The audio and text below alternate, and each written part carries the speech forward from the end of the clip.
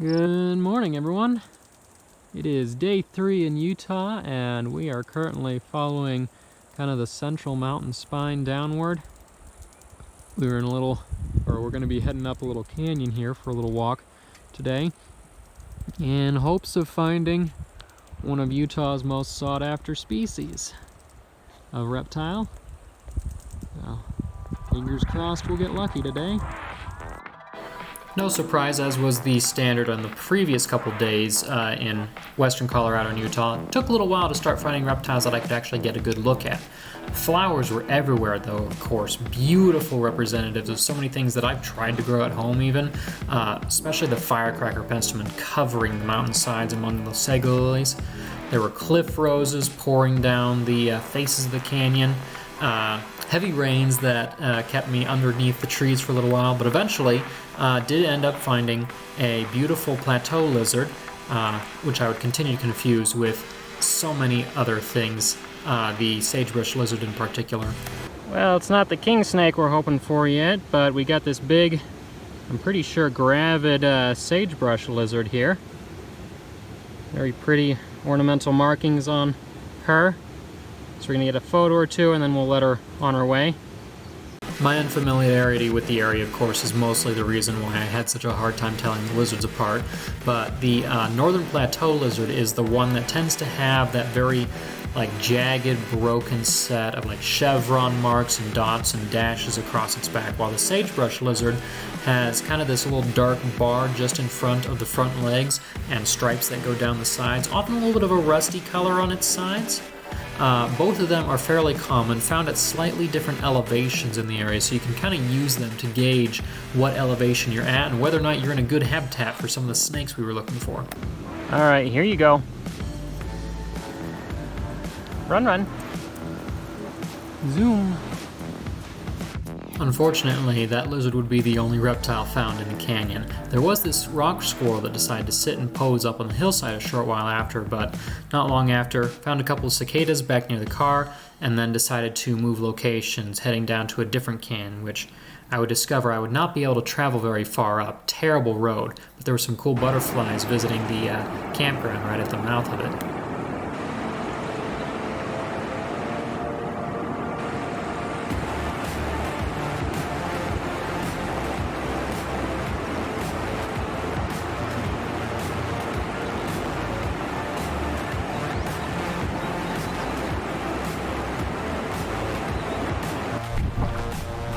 Alright, third canyon of the day. It's feeling pretty nice right now, so hoping that this might be the one that turns things around. If I can find cover like this along here more often, I might actually have a chance. We'll see.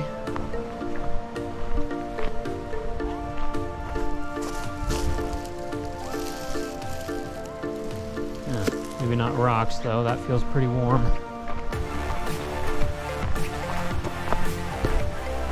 Well, once again, it's not quite the species I was hoping for, but at least, hey, we got a snake. Another yellow or western yellow-bellied racer, same species we saw several of yesterday. Caught him as he was climbing up into some branches, because, yeah, these guys are primarily terrestrial animals, but they will take advantage of the bushes and treetops on occasion as well. This guy's got some beautiful bluish tints to his sides, and of course that yellow belly. And I've got flies climbing all over me because he musked all over, so he stinks. That's pretty normal for them though. Anyway, we'll get a couple of photos and then let him on his way. Alright, dude. You are going off this way, okay? So I'll let you go. Ready? There he goes. Down the hill. And he's gone. And we got ourselves a little baby sagebrush lizard here. Beautiful stripy guy. Actually, there's a couple of Scoloporus up here, so I'll double check just to make sure, but I'm pretty sure this is going to be a young sagebrush. The other one it is, or could be, would be the northern plateau lizard. But either way, it's snake food, just like the for the racer that I just missed too, second one that I've seen today. Anyway, we'll just let him back on his rock here. Zoom! And there he goes. Bye-bye. And to complete the trifecta for today, here's an adult male showing off breeding colors. Look at those blues, would ya? Absolutely incredibly shiny. Cool thing about those colors too, those are not actually pigments. That is actually structural color. Most animals cannot actually produce blue pigment. It's very rare in the natural world altogether. So that's actually structures within the cells of the scales that reflect light in just the right way as to only reflect blue. And that's what we see. Alright, dude. Ready? Run! And here we go, a second absolutely beautiful racer. Gorgeous blues along his sides there. Hi, sir. You were quite a bit bigger than the other one, too. Look at that face. Come on, camera. Anyway, I'm just getting a couple quick photos. No, you cannot bite me. And we'll let him on his way. Alright, dude, we've had enough of you. Ready? And here you go. And there he goes. It's actually kind of interesting looking at the habitat right here because it's quite different from what I've been seeing recently. So just like a few miles north, as soon as you get really up into the canyon, you start hitting pine trees and a lot of tall cottonwoods and such. In this one so far, I mean, go high enough up the cliffs and you'll reach ponderosas and such, and you can see some pinyon junipers up there. But this particular canyon is a lot more dry and rocky, and at least I mean down here right in the canyon bottom it's fairly similar. There's this oak maple shrubland, and that's what we're walking through at the moment. But previously on this trip it's been a lot more temperate looking as opposed to this very southern southwest looking environment here. Of course, this is probably why the mountain kings come up into this area, because this looks exactly like their habitat does down in Arizona and Mexico and so on. And we got ourselves a third. A little younger, very beautiful blues on him. We'll only keep him for a second here. Now he was across. Yeah, you are gorgeous, sir. I need to get at least one photo of you, okay? Well, he didn't quite cooperate for photos, but I thought this picture was too goofy not to include. Alright. So he was over here. Hold on, sir. Ready? Ready? There you go.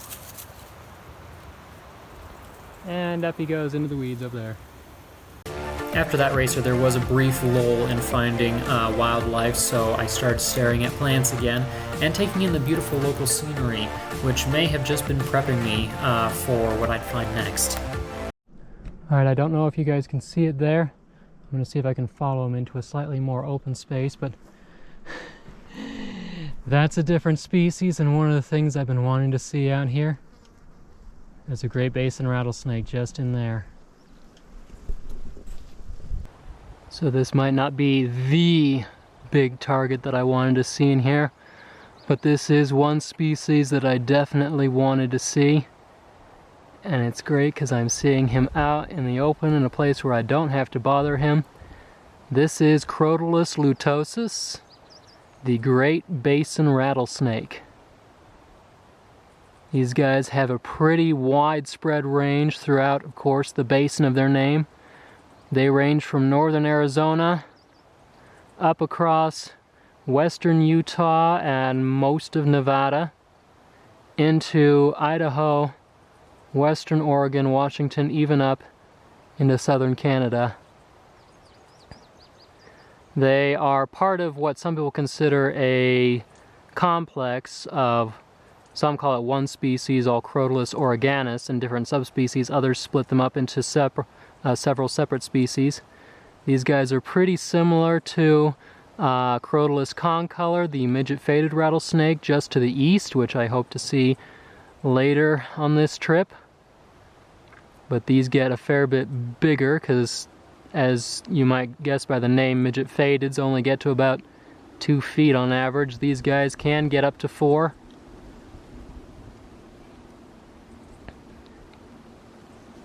And I kind of wish he was in a more open space, because there's a special rule in Utah where even if it's to like protect the animals, say move them off the road, you are not allowed to touch them whatsoever without special permits. Now, granted, if there's a snake on the road that's going to get hit, I will move it, I don't care. But out here, we just sit back and we kind of watch what they do. It's good in a lot of ways because that means it is illegal no matter what, just about, in Utah to harass a rattlesnake, which gives them that kind of protection. But he is beautiful. We're gonna get a couple more photos and then we'll leave him be. Really is quite cool though, getting to just kind of watch him run along here. Let's see if we can follow him at all. Where'd he go? There he is. So he's heading off over there. Oh. Of course, every time I get up and move, he gets worried.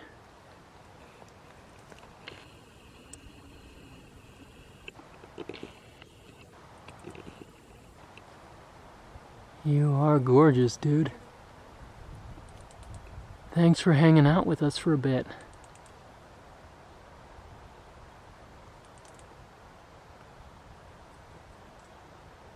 That little tail. Actually, it might be a young female with how short that tail is. And he's just hanging out right in through there.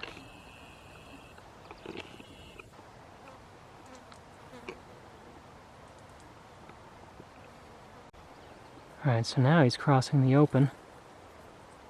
We can really see him well, if I can stay focused on him. There we go. He's just heading off into the bushes here. I do want to see if I can get one more photo in the clear on my phone here, so I'm going to click this off and go to that. I did in fact get a couple more photos of him, but of course to see all those cool photos you have to find me elsewhere on social media, so make sure to do that. After that though, we left him to his business crawling through the bushes and continued down the trail, finding other beautiful flowers, a couple of interesting birds, and back to the racers.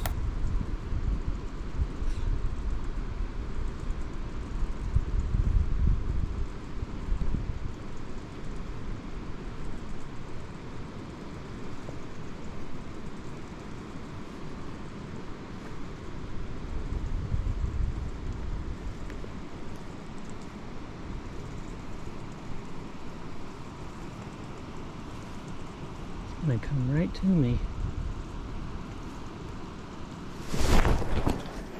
Whoop, and we got him. And we got him. Look at that. Hi! You're okay. Hey now, you're okay. Yes, you're okay. Hi. Come here.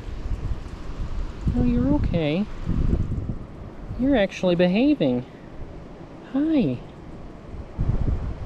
Look at you. You're a pretty little one. Yeah. We actually caught that one on video.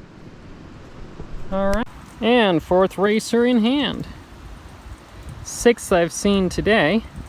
Also, this puts me at more snakes today than yesterday, even though same number of racers.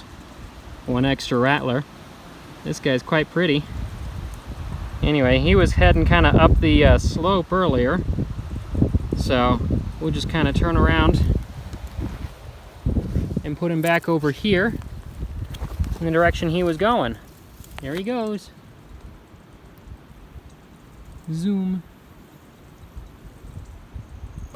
Also, if you're interested, that's some sort of snake track that occurred between the times that I walked through this particular spot.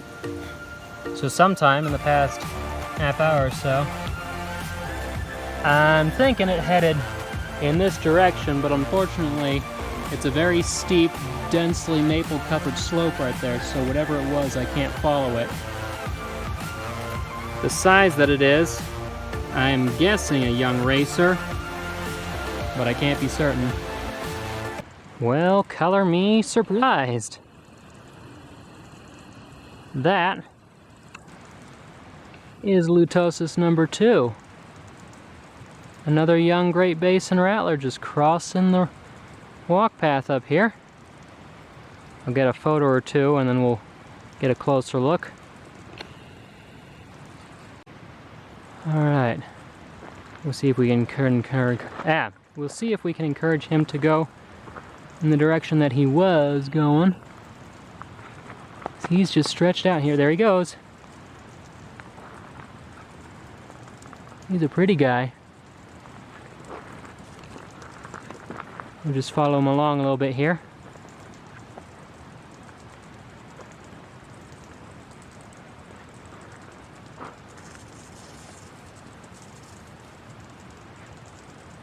And up under the bushes he goes. Yep. Where'd you go, dude? Oh well, he's safe in there. And he's decided he's found a defensible position right here underneath the bush, so he's curled up, but we'll leave him be right where he is.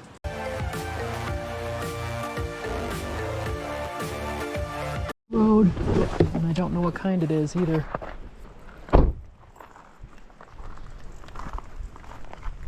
What are you? Oh, we get to add another new species. I don't need the hook for you. Oh, no, you're okay. Come here. Hello. I don't need the hook for you, do I? No, I don't. Hi. All right. New species for the trip, and not quite a new species for me, but it is a new subspecies. This is the Great Basin gopher snake, Pituophis catenifer deserticola. This is a very young one, of course, being related to the bull snakes, very closely related in fact. They integrate in a couple places. They will get up to 6+ feet as adults, probably average around 4 to 5. Usually they have a lot darker, more distinct patterning near the head compared to a bull snake, and the head just kind of looks a little different. Like bull snakes look rather unique. They look a little bit more like the pine snakes in terms of their head shape. These guys look more like other gophers from further west. They are your local rodent control out here. That's what they will primarily eat. Anyway, we're going to get a couple of photos and then get him across the road in the direction he was going.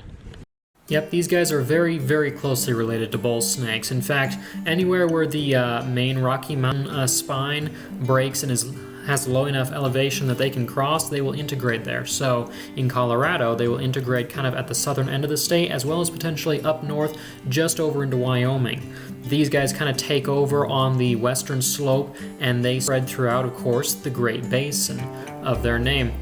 So they're found throughout Utah and Idaho, Nevada, eastern Washington, and Oregon, up in Canada. These guys are actually quite widespread, even more so than the Great Basin rattlesnake. And they're quite common out in this area. One of the more common species, although I did not get to see very many myself. They really like any place that has a lot of grassland, a lot of rocky slopes that they can hide within, anywhere that will attract rodents, their preferred food, although they will also sometimes take small lizards or birds and bird eggs. Okay, dude, you were gonna go off this direction, so we'll just help you along, okay? Hi. You are quite pretty. You're very dark. I wasn't expecting one so dark. Maybe you're a different color because you're up in the mountains? All right, ready? There you go. And into the weeds he goes. Well, we're wrapping up the day a little bit early, but with the odd weather that's going on out here, seems to be a theme this year. while I could have stayed in the canyons a little bit longer, I kind of had to start heading a little bit further south to get ready for tomorrow.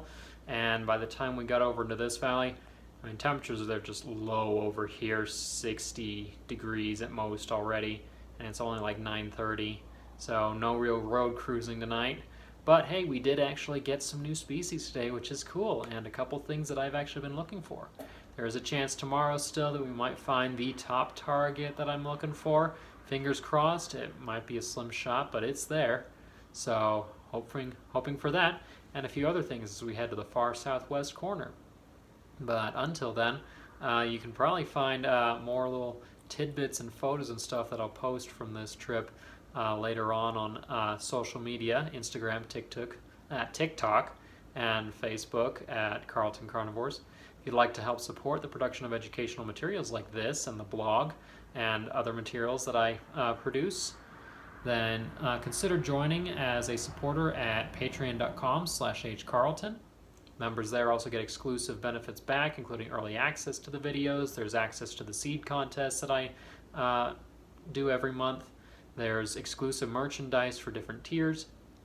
Or if you're not ready for a monthly subscription like that, one-time donations can also be taken at coffee.com/Carlton Carnivores.